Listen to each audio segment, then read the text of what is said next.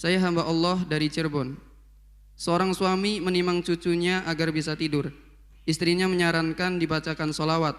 Tidak bisa, kata suami. Orang Islam gak bisa solawat, kata istri. Suami jawab, bukan orang Islam. Padahal suami itu Muslim. Hati-hati kalau bicara, kata istri. Dan istri bertanya lagi, kalau bukan orang Islam, kenapa sholat? Buat hiburan, jawab suami. Padahal suami itu rajin sholat. Ucapan dan bercanda seperti itu, apakah suami sudah keluar dari Islam? Terus bagaimana pernikahannya? Apakah masih sah sebagai suami istri? Apa dianggap cerai? Karena kata-kata suami tadi. Mohon pencerahannya Buya, terima kasih jawabannya. Ada banyak hal yang perlu disampaikan di balik pertanyaan tersebut. Pertama adalah kecongkaan dalam beragama. Kecongkaan dalam beragama itu menjadikan orang tidak senang beragama. Misalnya orang mengingatkan kepada kebaikan dengan cara yang tidak baik. Maka bisa menjadi sebab orang tersebut mengingkari kebaikan karena disodorkan dengan tidak baik. Padahal mereka pada sesungguhnya ingin menerima, cuman karena disodorkan dengan tidak baik maka menjadi dimuntahkan kebaikan tersebut.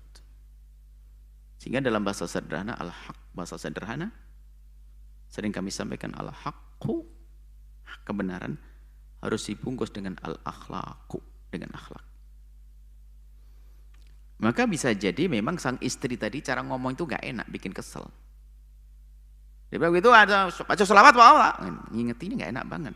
Akhirnya sang suami yang lagi enak-enak, capek gendong anak ngantuk, dibilang begitu, ya dia bantah. Gak bisa sholawatan, bisa ngomong, bisa. Padahal dia bisa sholawatan, bisa sholat kok. Bisa jadi yang salah di saat kita mengingatkan. Makanya hati-hati. Kalau kita mengingatkan orang kepada kebaikan itu adalah dengan cara yang baik. Itu kan petunjuk dari Nabi, basyiru wa la tunaffiru. Jadi kan orang itu senang, jangan bikin orang lari. Maka ada kecongkaan dalam beragama, merasa dia sudah baik, memandang orang, ngajak orang dengan tidak indah, bukan dengan kasih dan cinta. Itu salah. Maka kita tidak tahu apa yang terjadi di keluarga tersebut. Mungkin sang istri kalau mengingatkan suami pertama nggak pakai kata yang indah, nggak milih waktu. Sudah dari tadi sang istri enak tidur terus, suami begitu, tiba-tiba bangun langsung ngomong, sambil sholawatan Pak. Enak aja ngomong-ngomong gitu. Akhirnya dia marah, padahal dia juga ahli sholawatan. Yang kedua adalah jangan sombong dengan sebuah kebenaran. Biarpun itu semula adalah bukan sesuatu yang haram, cuman kalau kita tolak, kalau kita sesuatu itu adalah bukan sesuatu kewajiban, kalau kita tolak dengan kesombongan berbahaya. Contoh pada zaman Nabi. Ada seseorang itu makan dengan tangan kirinya. Padahal makan dengan tangan kanan tidak wajib, disepakati. Sunnah, anjuran. Ada seorang laki-laki makan dengan tangan kirinya. Baginda Nabi mengingatkan bukan merintah wajib. Kenapa kau tidak makan dengan tangan kananmu? Kan bahasa indah. Padahal mungkin dia bahasanya apa? Orang kita, orang apa namanya? Orang, kalau bahasa Jawa itu kedi. Kidal. Sudah terserah, pokoknya itu. Takut salah. Kalau calon ngomongnya ndak enak namanya apa?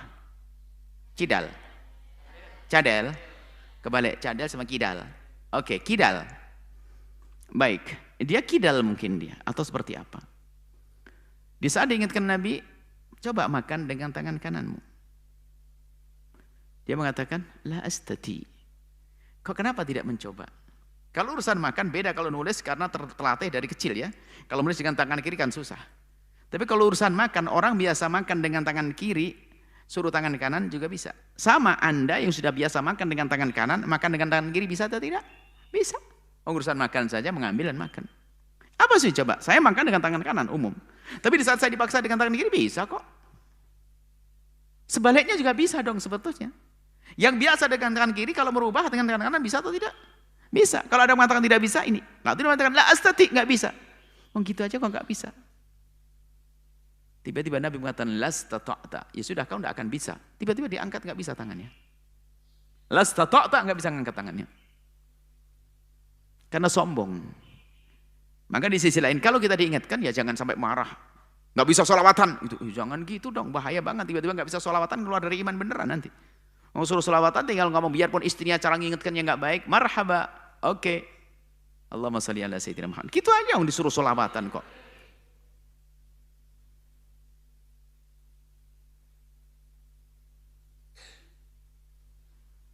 Jangan sampai, itu kan ada dua cara yang baik, cara mengingatkan. Ada suatu ketika ada orang robek Al-Quran, ternyata bukan karena marah.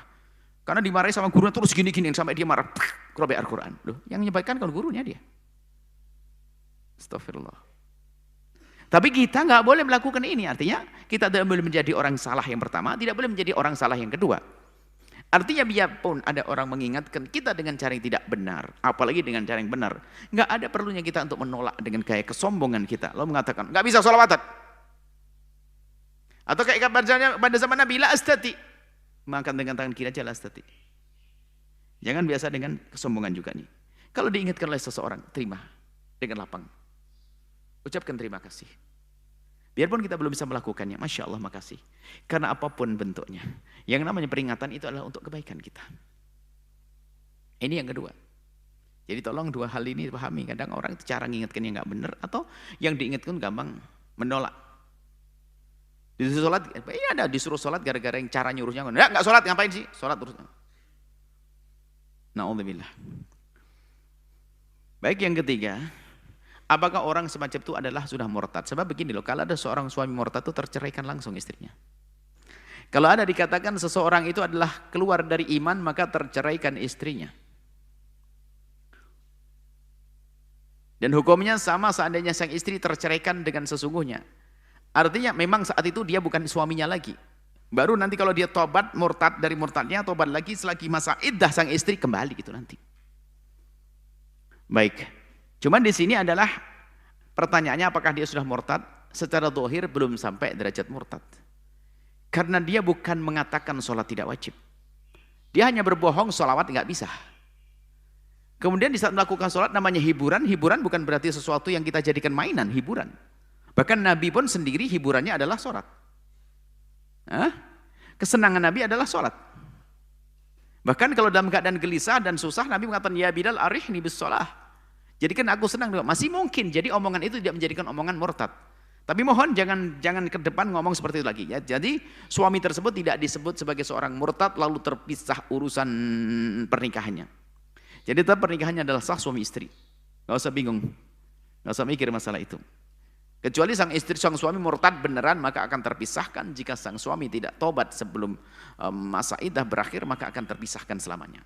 Kecuali nikah baru lagi dan dia masuk Islam dulu.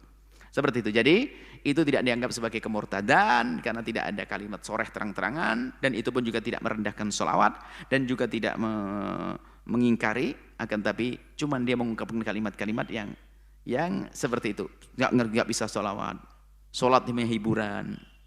Itu bukan sesuatu yang mengkafirkan. Tidak dianggap sebagai sesuatu yang mengkafirkan. Akan tapi siapapun hati-hati. Sebab urusan kan kita menghukumi zahir. Tapi batinnya nggak tahu. Jangan-jangan memang batinnya sudah keluar dari iman. Urusan dengan Allah. Biarpun dia dianggap Pak Kiai dan Haji dan Ustadz, kalau ternyata hatinya munafik, dia kafir batinnya. Tapi kita nggak boleh ikut-ikut dalam hal ini. Tapi di akhirat nanti nggak ada surga baginya selamanya. Biarpun dia katanya ahli sujud. Karena dia munafik. Imannya keluar dari hatinya. Semoga Allah menjaga iman kita semuanya, menjadikan kita ahli surga, baik di dunia dan baik di akhirat. Wallahu a'lam bishawab. Setelah Anda menyaksikan video ini, jangan lupa berselawat kepada baginda Nabi Muhammad sallallahu alaihi wa alihi wa sahbihi wasallam.